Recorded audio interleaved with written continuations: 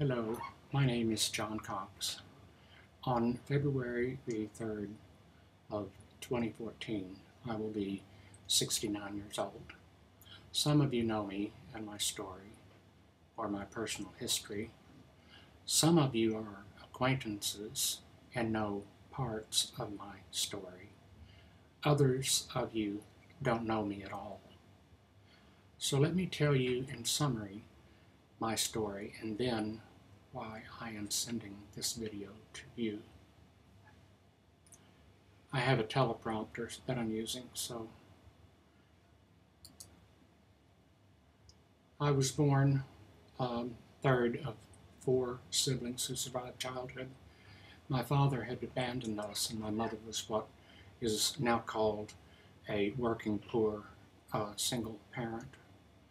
My father was an alcoholic and a domestic violence perpetrator, so it was actually better when he was not around the house. Our home was much more peaceful. This background, though difficult, has led to a career that I had in social work. During my working years, and I am now officially retired, I worked in the state of Texas Children's Protective Services, the state of Texas regulatory child care and child placing practices in foster and adoptive homes. I was a psychotherapist in a children's home and also was a therapist with an agency whose target population was at-risk teenagers. I worked in adult probation services with clients who had been convicted of illegal drug offenses, and I was a psychotherapist in a psychiatric and chemical dependency hospital. I served as a counselor at an outpatient intensive drug program with felony offenders. I had a private practice with clients who had contracted HIV and who were dealing with not only the shame of HIV infection but also sexual orientation.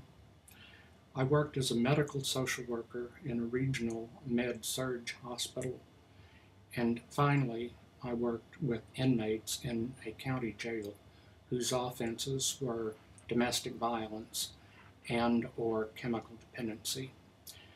Through this job, I was wanting to honor my father, who had died in his alcoholism many years before.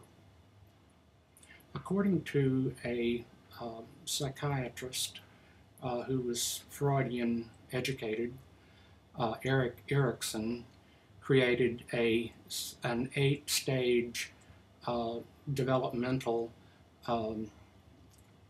psychosocial theory of human development. The major task of the final and 8th stage is for the human to look back and remember those things that we have done that were positive. Having completed this task, we are therefore able to tell ourselves that our lives have had purpose and meaning, that we feel positive for having been given physical life, and that we are able to make peace with approaching death. I am reaching the end of the physical life cycle on our earth home and have been thinking about ways in which I have positively helped others. However, one of the difficulties with PTSD, survivor of PTSD, which I am, is memory problems. So it's difficult for me to be able to remember specific situations in which I might have helped another human being during my life in general and in my social work career in particular. However, in contrast to Erikson's 8th stage of human development is St. Paul's writing to the church at Philippi. He says that we need to forget what is behind and to press onward towards what lies ahead. And it is for this reason that the pressing onward that I am attempting, I will now share with you. Although I am retired, I want to continue to be productive. I would like to see my final actions as paying it forward or giving back. I have been given much, and I want to make sure that I share from the abundance, blessings, and advantages that I have been given and that I have received, and that most certainly I have not deserved. So here's what I have been doing recently. I've been working towards becoming a conversational English teacher to Spanish-speaking people in a third world country. At first, my work in general I was interested in Spanish-speaking countries south of the Rio Grande. Now, however, the work has become more focused and very specific. I have been offered and have accepted a conversational English teaching job in Ecuador.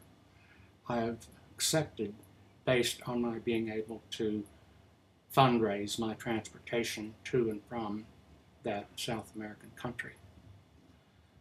Others who have taught in Ecuador before me have said that it takes up to 3 months before a teaching contract can be implemented and for a teacher to receive a first paycheck. There are reasons for the delay, and I am willing to discuss those with anyone who would be interested in asking me about this situation further. For a person like me with a master's degree, the hourly rate of pay it would be $8 an hour. It does not sound like a lot, but I've been told that this rate of pay is more than adequate for the standard of living in Ecuador.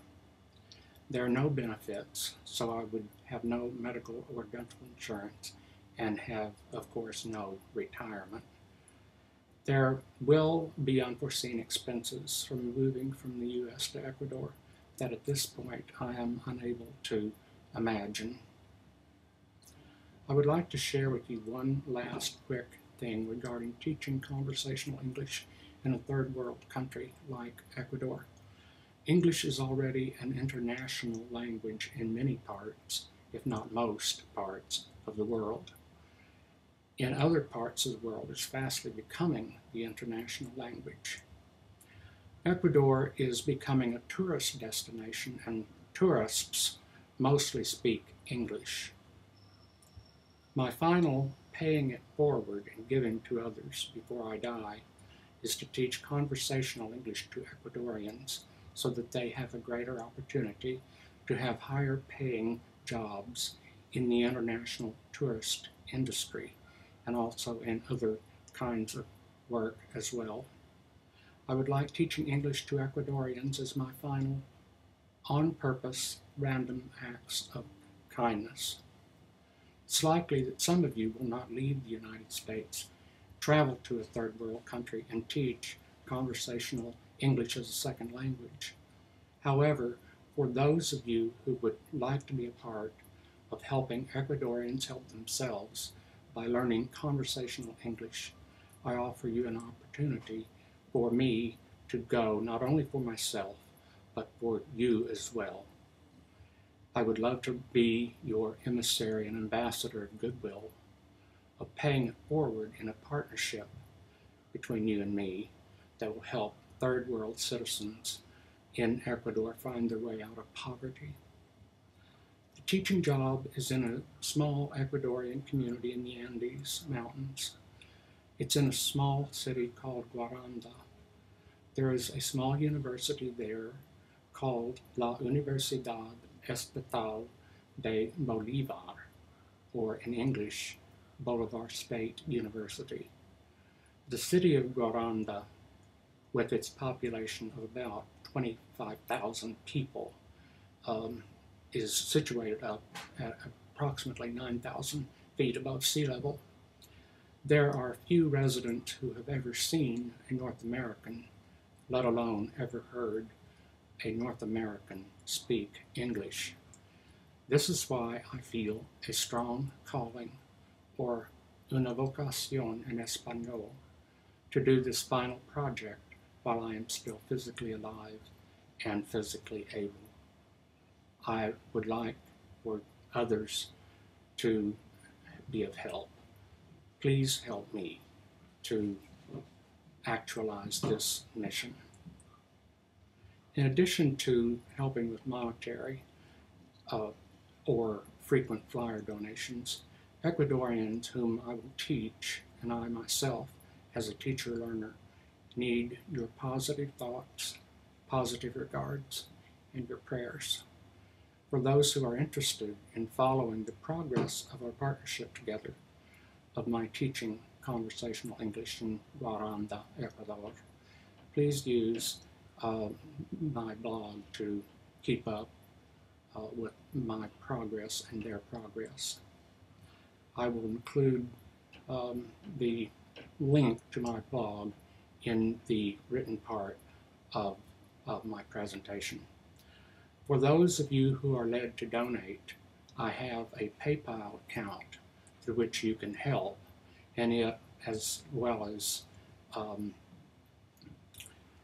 my blog information, is available in the written part of my presentation.